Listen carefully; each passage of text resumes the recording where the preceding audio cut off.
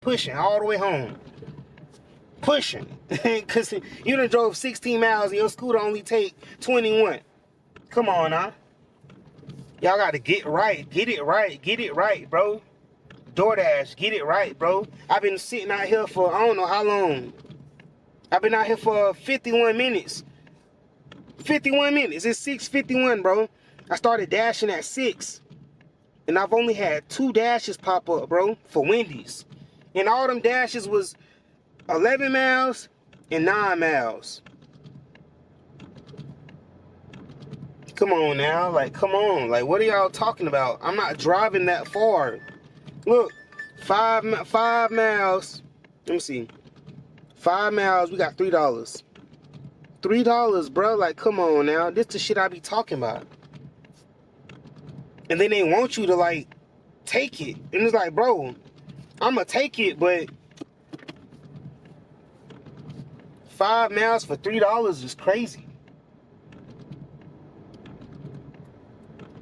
It's ridiculous, bro.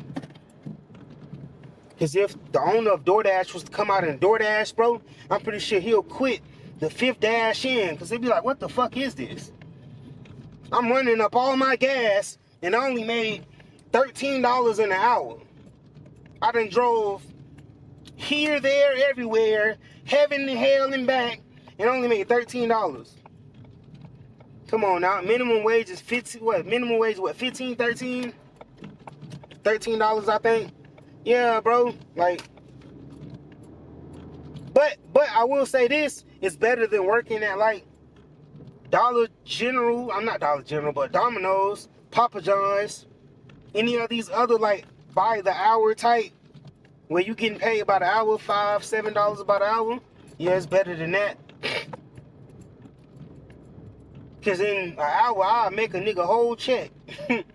You can make a nigga whole check in an hour.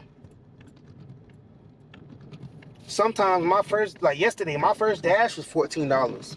You know, so it's good days and it's bad days. Today is just one of them days where it's like it's starting off slow, but maybe, you know, once the sun open up and, you know, people start waking up more, people start putting these catering orders and breakfast, and we gonna get rolling. I just don't like being out too early. You feel me? I don't like being out too late either. Like when I DoorDash in the morning, I DoorDash from like when I get off work to probably 10, 11 o'clock. Because 12 o'clock, get too busy on the road. People stop really ordering because, you know, everybody in school and doing what they got to do. But around this 6 to 10 o'clock, it's busy. It's breakfast. Everything is open right now, you know, but it's a hit or miss. Right now I'm heading to Chick-fil-A, so hopefully, you know what I'm saying, I don't know, hopefully they already got the order ready so I can just go in there, pick this shit up and get on my way, because I have to go past UF, and knowing me, I hate driving past UF because UFPD always want to mess with people, and the speed limit like 30 miles per hour, so if you ain't in the front of the pack, you literally driving 20 miles per hour because everybody in front of you just don't know how to drive. You feel me?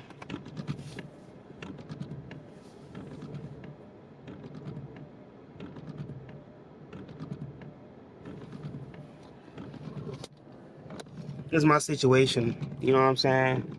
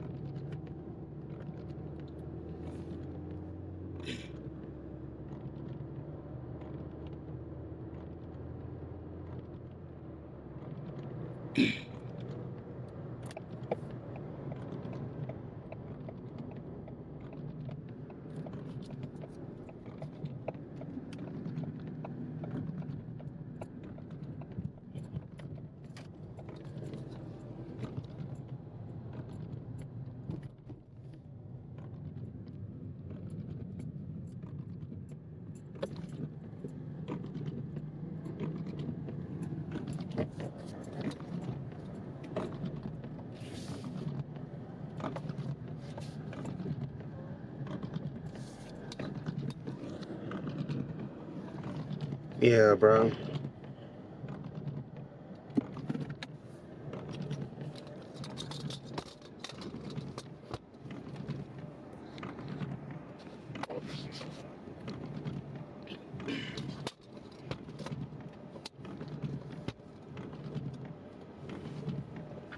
I'm finna go ahead and grab these fucking. I'm gonna go ahead and grab these orders real quick.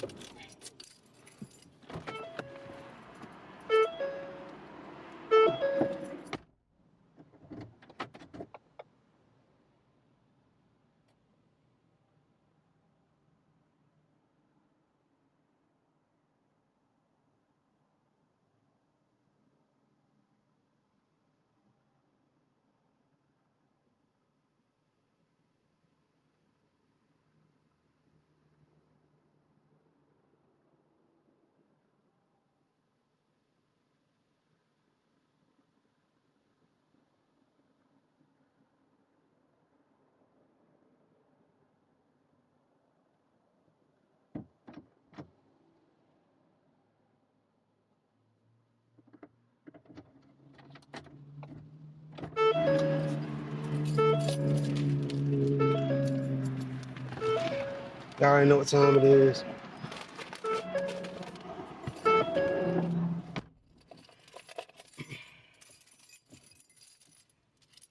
You know what I'm saying? Get back on the road. Time to beat the traffic, cause I know it's finna be fucked up. You finna go down UF. These kids, they don't be playing no game. They're gonna walk across these streets. Lord have mercy. It's a 17-minute drive. 17-minute drive. That's crazy. I won't be driving 17 minutes. You know what I'm saying? We speed a little bit around here.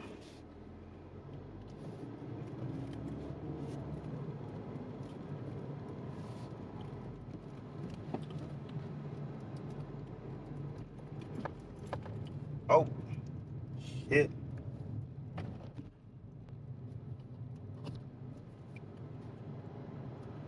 All this traffic, bro. It's crazy.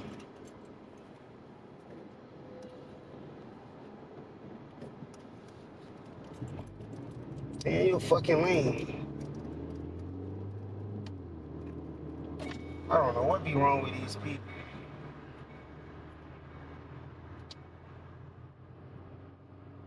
They better stay in their lane.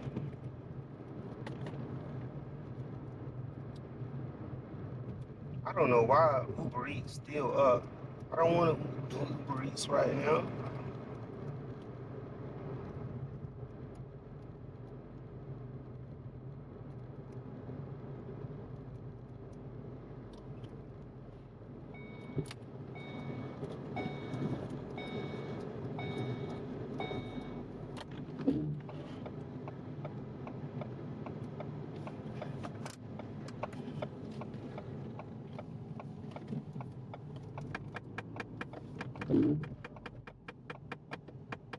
My car going through something right now, so that knocking is a piece I gotta fix. It's fucked up. I should have been did that. You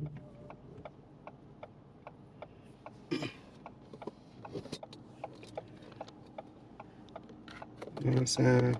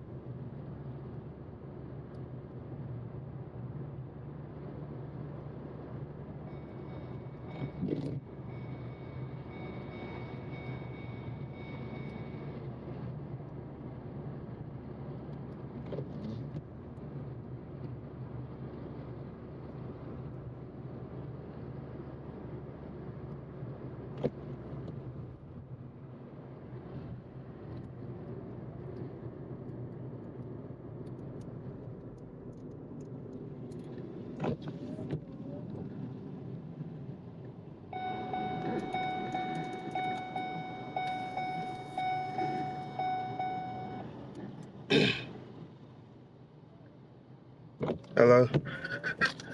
Hey, sorry. This is, yes, so I noticed, I'm just like the wrong address for this delivery. I'm actually at the Walgreens, so it should be like down the road, essentially. It's across from GHS. It's a. You say it's where? It's across from GHS, the Walgreens, across from GHS, down the road. Okay. Um. What was the address? What was the address that you put on it? Um, I think I put, my home address, which is 2431 Northeast 52nd Street. I should have, I was supposed to put 1615 Northwest 13th Street.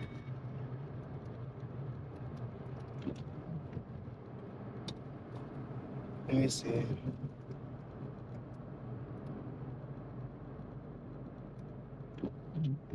All right. Yeah, I guess it's around the same area, right? Yeah, so basically, like, which Chick-fil-A did you pick it up on? The one on University or the one that was... Archer Road.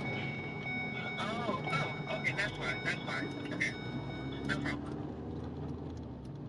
So I'm going to Walgreens, right?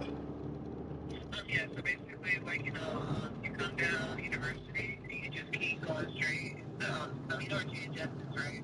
Yeah. Okay, so, like, the Walgreens right across from there. All right. Okay, thank you.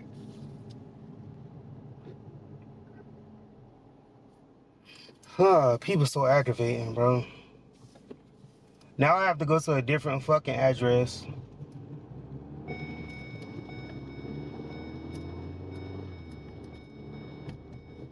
First, I'm gonna see where this address take me.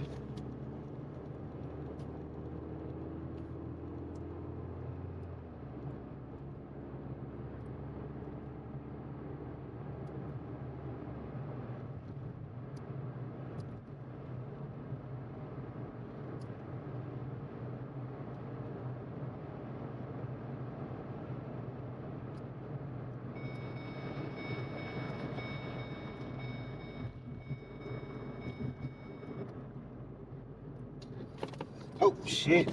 Almost fell. Lord have mercy,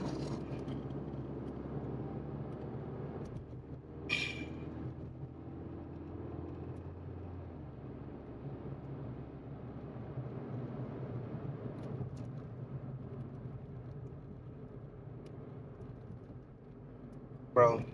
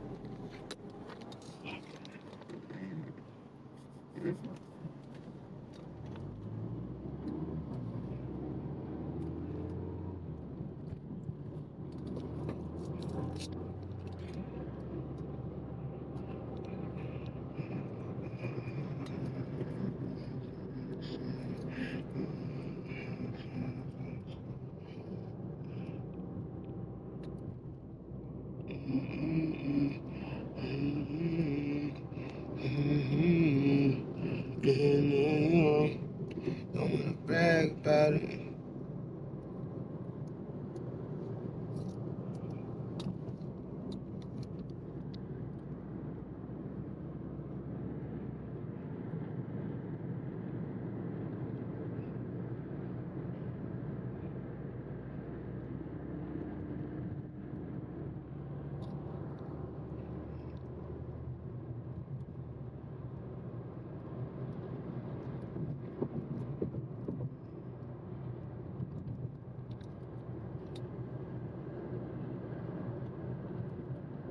All right.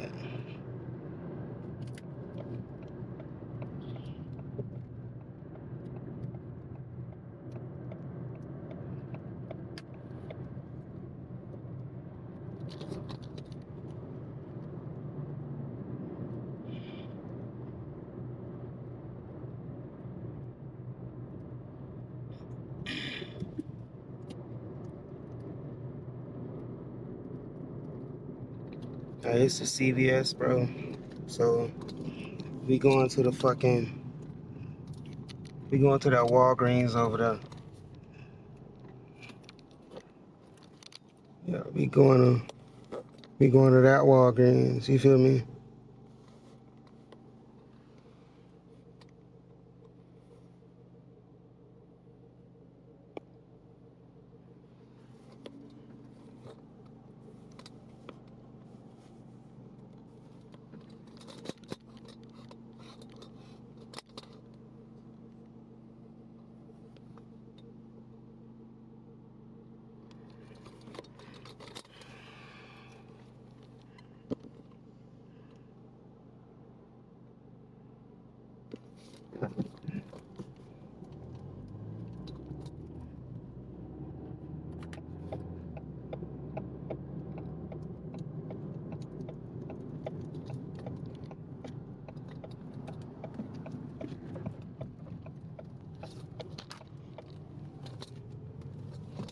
Okay. Are we here, guys? We're here.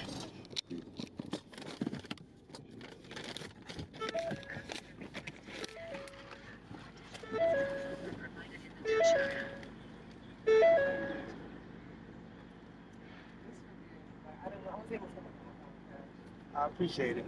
Have a good one. Respected customer. You feel me? Ah, God damn it. Your boy got $5. She gave me $5 tips. So all that hoopla, hable, españole, carabraga, tutu that I was talking about. I ain't worried about it no more. She got my boy right. She got your boy right. I smell money. I can smell it when you talk. Even when you walk, it takes over me. I got money. I wanna know. Do you feel it? Hey, that money can't, hey, that money will make you do everything. That money will make you go crazy. Oh, Lord have mercy. My setup just fucking up on me right now. Ooh.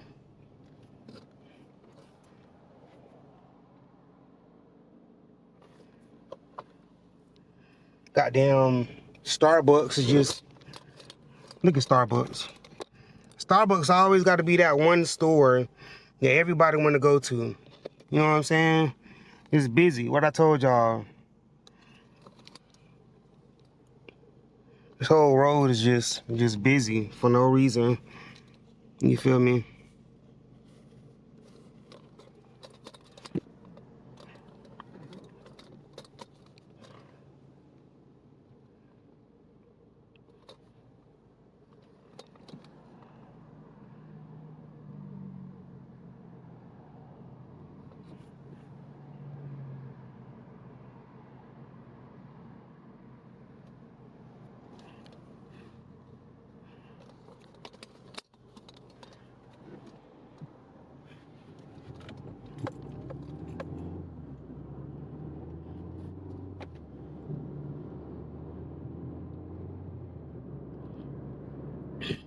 I got candy.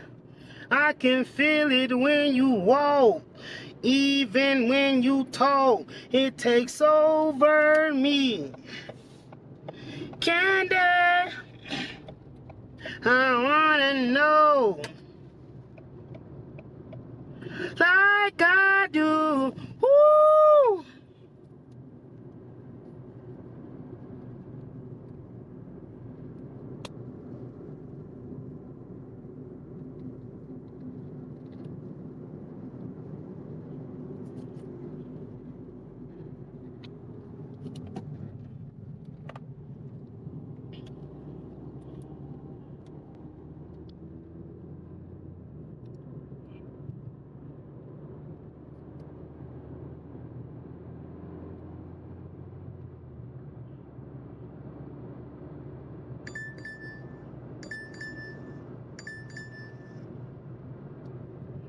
Look at this bullshit. It's bullshit. It's bullshit. I'm not doing it. Yeah, we ain't accepting none of that. None of that. It's crazy.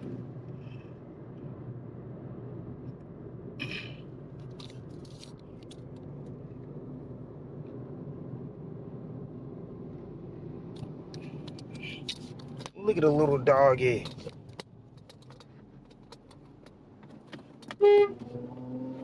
What's up? Bree.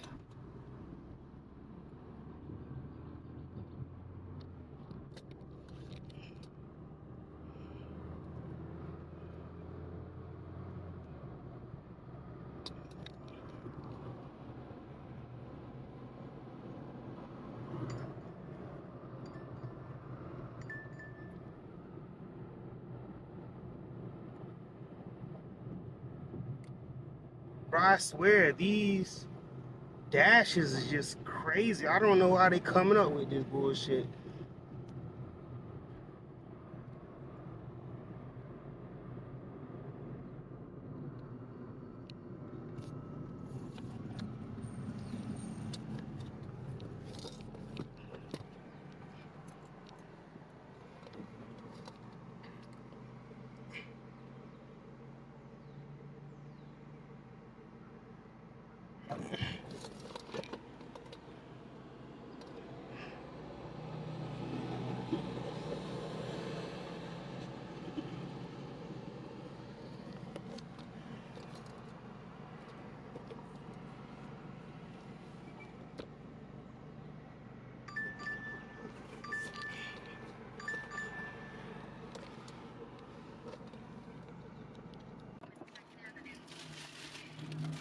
This lady ripped the bag, ain't even wanna, you know what I'm saying? But we got it, you know what I'm saying?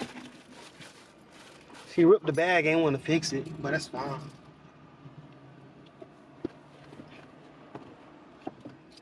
2 minutes.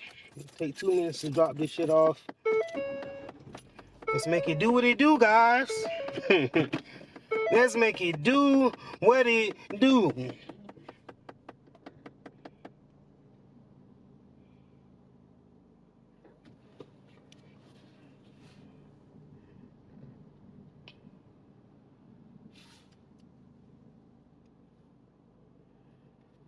Okay, I'm going the wrong way.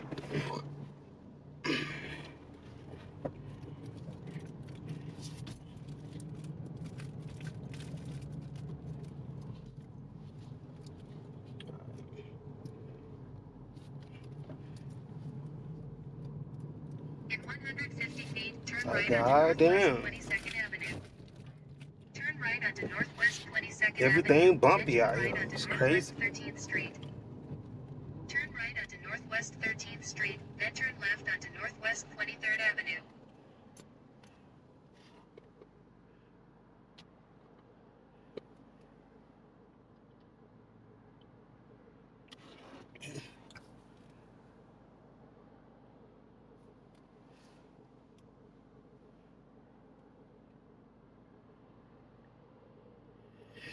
Oh, man.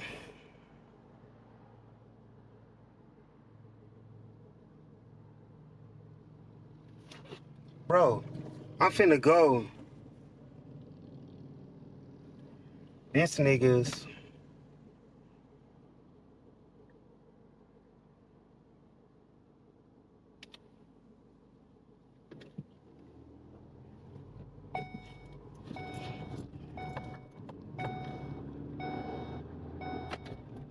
Turn left onto Northwest 23rd Avenue, then turn left.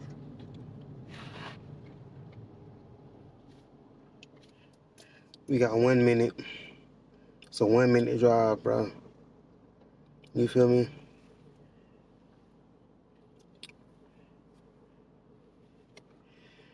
Ah, let's play some music, bro.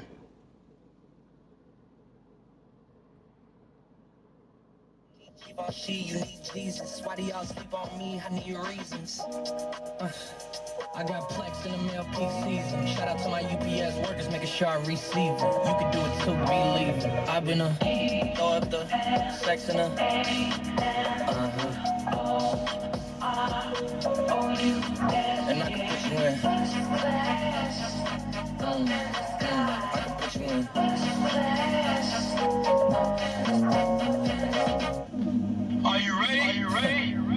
Yes, I am. They say you a superstar now, damn. I guess I am. You might be the man, well, that's unless I am. Okay, I'll confess I am. Go ahead and get undressed, I am. Okay, cool. You on Sunset? I'm about to slide, okay. I'm outside, okay. This lifestyle don't got many downsides. Except for the lack of time I get around my family. Making sure they never downsize. I got visions of my mom saying, wait, this house is mine. Can't lie, I'm on Angus Cloud 9. I got him on the bandwagon now, about time. I ain't even got no downtime. Every time I speak, she say, yeah, that sounds fine. I've been throw up the sex in her.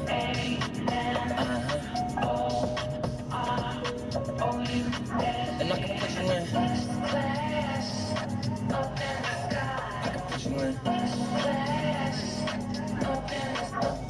I've been throw up the sex in her.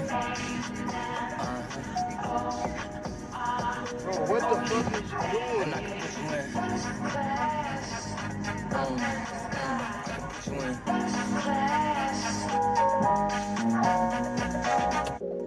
And shortly after I started, we met Virgil, my godfather, lifelong trainer, and Virg had a different finesse about him. You know, he would, hey baby, try this. Do this, get your hands up now. I responded to that, so my dad was wise enough to pass me on to Virg. We don't hear those stories enough about single fathers. Yes. Raising It's rare. kids. How did that impact you? Not have a mother in the house. You always hear about not having a father in the house. How did it impact you not having a mother in the house? Man, the good part of it was I got to see a man get up every day and go to work. My father would always say, you know, I got my struggles. And my father, he struggled with heroin addiction, but he was a functional addict. And my mother was a full-blown addict. You know, she was in San Francisco, I'm in the East Bay, and she's completely in her addiction. And my dad would say, I don't care what I'm going through, I'm not leaving. You know, so just seeing him get up every day, he owned his own business, get up every day and go to work. He struggled at night, he had that monkey on his back when he came home, but that showed me what manhood was about. That gave me a strength about me and a confidence about me. Not having a mother there, that I didn't have that nurturing. I was raised by a bachelor. I didn't have that gentleness, that balance that a young man needs. So now when I get into a relationship, I wonder why I got mistrust and distrust for this young lady, my wife Tiffany, that I say I love. I can't seem to trust because the most important woman in my life at the time, she wasn't there. So it took me time, Charlamagne, to start realizing the mother wound. We talk about father wound, but the mother wound that I had going into adulthood and how that followed me. And I didn't realize this until later in life, and I had to do a lot of work.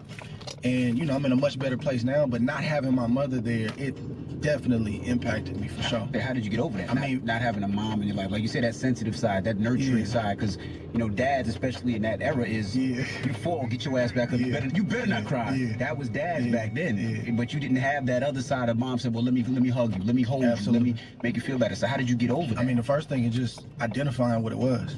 It took a lot of lumps to get there. You know what I'm saying? Because I'm not trusting and I'm blaming her. I'm not loving her the way I should and I'm blaming her. And it just took me, you know, really when I crossed over and got out the streets and really settled down and gave my life to God, I started really being able to hear my thoughts and really put the patterns together and then remember the struggles that my dad had.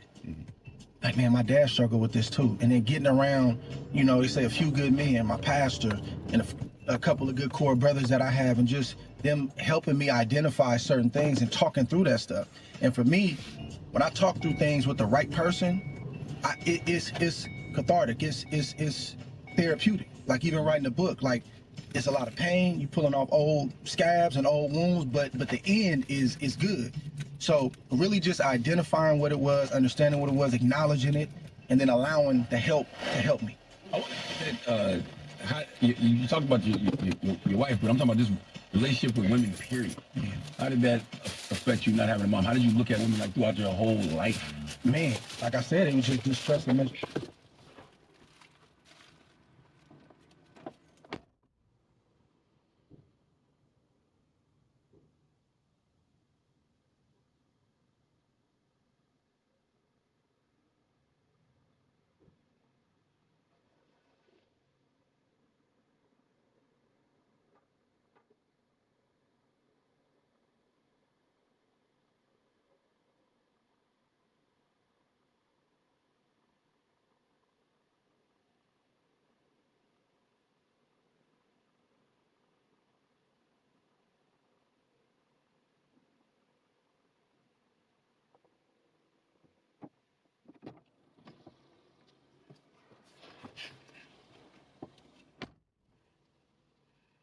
I made $6.50.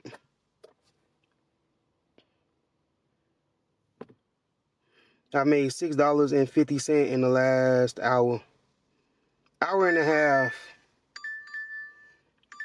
$16 to drive 17 miles.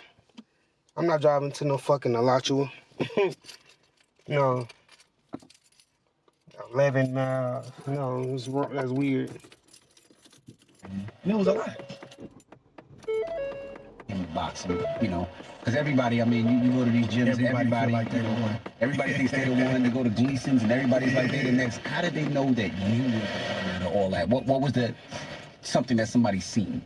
It didn't start out like that. You know, like I said, I think it just started out as something I wanted to do. And I went in there and I had to really pay my dues the first couple of years. Like I was getting beat all over the ring. You said the Olympics, like you was ready for it. But it got to a certain point where once I overcame in that gym after that first year, we call it being battle tested. Once I got battle tested in that gym, then it was like, all right, let's go to the nationals. Once I won my first national title at 10 years old in 1996, once I did that, I think everybody started saying to me, he could be the one. And it sounds crazy, right? I'm 10 years old. But I kept winning, and I kept winning. And then we start, you know, Virgil to count us in, baby, we got 9 years to the Olympics. We got 7 years. And I turned into this prodigy, and I gave up my whole childhood to do it. So it went from me looking like I might not have it to all of a sudden, he's going to be the one. So at a certain point, it became a foregone conclusion. I'm going to go to the Olympics, win a gold medal, turn pro, win championships, and make a lot of money. Like, that just was the conversation in my home. It sounds crazy, but that's what it was. All right, we got more Andre Ward when we come back. Don't move. It's the Breakfast Club. Good morning. I said 5 in the morning. I wake up to 5 for my eyes. Fear in my mind is a warning. Pray to the one you're relying. I've been wandering all day. I tried to be fine, but I can't be. The noise in my mind wouldn't leave me. I tried to get by, but I'm burning. I'm behind. My mind is right. All these thoughts are troubling me. Fighting to give up my pain. Fighting to be on my lane. My mind running to the other side. When it's time to leave my life, Fanny tries to take me out. Tell you what I need, right there. I really need time. I need to free my mind. I really need my mind. I need to free my mind now. I really need time. Morning, everybody. It's DJ Envy, Just Hilarious, Charlamagne the Guy. We're still kicking with boxer, or retired boxer, Andre Ward. Charlamagne? I want to go back to your parents just for a couple more questions. Were you ever afraid that the disease of addiction would get you? It did get me. Yeah, it did get me. And it wasn't a long time, but it was long enough. I had a 2-3 year stint where, you know, some people say generational curses, some people say generational patterns. They had me. And I was already, you know, dibbling with weed and starting to drink probably 16 years old. I mean, it really stemmed from this, I believe. Like I said, my mother was a full-blown addict. My daddy was a functional addict. Once I started realizing that my dad was struggling and I no longer was buying the lines, and I'm just, you know, my dad would go to work all day and he would come home and you know, talk to me and my brother, and then he would go up in that room. And he would always have the water running. It'd be like an hour, 2 hours. When my daddy came out, his face was flushed and he just acted funny, slurring, and I didn't understand what was going on. Then I started putting it together. I found a needle. I'm questioning him about that. Then I got to the age where I'm like, man, you getting high. Then that bitterness and that resentment and all that anger started to rise up. So what I do is I go to what's familiar to my family, alcohol and drugs. But I'm hiding at this point. When my father dies at 18 years old, that was my excuse just to go buck wild, and I did. Let me ask you a question. Jess and I were talking about this a couple of weeks ago, and this is a no judgment zone, but I always wanted to know, like, when you see something affect your family in a negative way, right? I think we were talking about Bow Wow. Bow Wow was talking about he seen Mac Miller do lean and he passed away from it, but then he tried it. And I always wanted to know the mind frame of somebody seeing it destroy somebody, but saying, I'm gonna try it. I can overcome it. Like, what's that mind frame? Because you see what it's doing, and you see what it does, but you still say, I'm gonna try it. It depends, bro. You got to realize there's forces behind them generational curses. It ain't just natural. Right. It's forces behind it, and them forces follow you generationally, and you don't have to give in to it. But once you open that door and you say, yeah, I'm gonna try this, now it's on. And I wasn't emotionally, mentally mature enough to be able to make those decisions. All I knew was I was hurting. I'm dealing with depression. I'm dealing with anxiety, and I don't know that that's what it is. All I know is when I drink something or when I smoke something, I don't feel that way no more. Yeah. That edge is taken off. Temporarily. But once I got myself together and, you know, I got clean and I kicked all of that stuff, then I started thinking the way you said, I'm never gonna touch that again. I gotta do something different for my kids. But I wasn't at that stage. I didn't have that kind of strength and power. And it's interesting too, because my dad, my grandfather, Harold, he was a functional alcoholic. Great man, but he had a drinking problem. My dad vowed I'd never touch a drink, because my dad only told me he loved me when he was drunk. Wow. And he never did. But then he turned to heroin. So it's a slippery slope. Yeah. Would you say you replaced one addiction with another when you took up boxing? I wouldn't say I replaced it. I would say, man, I got free. And I would say that I just channeled who I am as a person, that drive, that focus toward the right thing. You know, I don't look at boxing like an addiction, and I always have tried to, and it's not easy, man. I don't want to sit here and act like it's an easy thing, but I've always tried to keep that sport in its proper place, because I knew it would end one day. You lucky if you got a Krispy Kreme Kreme God always in put your me town, around bro. people who would walk that walk. My pastor, Napoleon Kaufman, former Raider, he played All-American in college, 6 years as a professional running back, and then he did. He went into ministry and never looked back. I had him to talk to me. Dre, listen, man, this is what you do. It's not who you are. God's got other stuff for you, bro. Just, hey, enjoy it. Give it all you got, but it's not going to always be there. So I had people like that in my ear, so when the time came, the impact wasn't as hard. What effect did losing your father have on you? And what was your relationship like? My dad was my mother and my father for many, many years. That was my everything. And it's had a profound effect, and I still feel it to this day. Now, the sting isn't as strong, but I had times when I'm with my kids and I just drift off and I'm thinking like, man, my dad can see this right now. He lived long enough to see my first child, Trey Jr., and Tiffany was pregnant with our second child, Malachi, and then he passed in 2002. I have moments like that. I think about how my career would have been different if my dad was here. I think about me helping my dad and giving back to him and buying him a house or just, you know, just doing life with him. I wish I had my father there to talk about life. I got questions, man. Even at 40 years old, I just turned 40, man. I'm still trying to figure it out.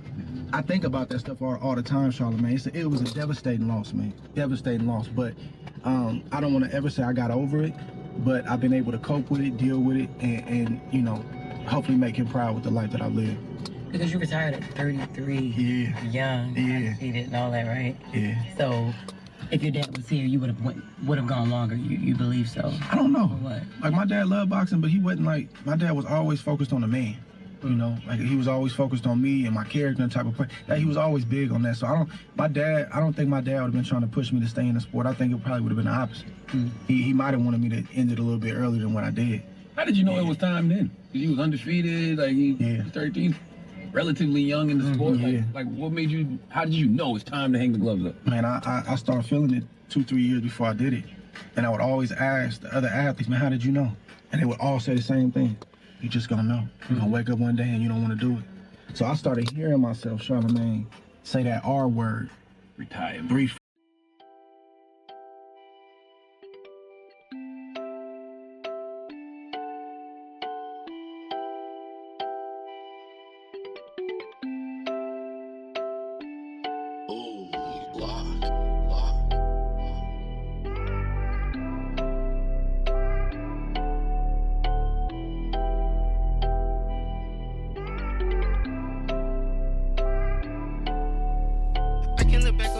I gotta go forward, I gotta keep going and going. I'm trying to cut me a foreign, that Christian Dior, I gotta go put this shit on. Time to open some doors, I'm out of my mind. I'm missing some bones on my spine. I can't buy that little hoe, my cocoys with A intertwined. And she took a sip of my wine. Ain't got no net, but I want me a Kimberly chain. That hoe be giving that brain. The way I be rapping, they say I be going insane. I thought this money make it rain. Talk out the charger, we pulling up on whoever. We like two birds of a feather. If it go high, you can catch it, your boy in a sweater. Singing with no acapella. I'm finna step out. Dollar say I got a wreck 'em, so I'm finna wreck. See, I always been regular. Ain't never had no money. When I get it, I'm copping my jelly. And they wanna talk about me cause I'm rapping. I only got a handy nigga be jealous. So I got on my knees and I pray to the Lord. Said don't let them hating niggas get in heaven. Like, I can reflect on the past. I gotta look forward. I gotta keep going and going. I need some Christian Dior. I need me a foreign. I'm trying to go and get torn. I throw money up in the sky and land on the floor. Now she got her face on the floor. I'm tired of all of these lies from all of you whores. You someone I cannot afford. I can look back on on the past, I gotta go forward, I gotta keep going and going. I'm trying to cut me a phone, that Christian Dior, I gotta go put the shit on. Telling could open some doors, I'm out of my mind, I'm missing some bones on my spine. I can't buy that little hoe, my cocoas with A in the twine, and she took a sip of my wine.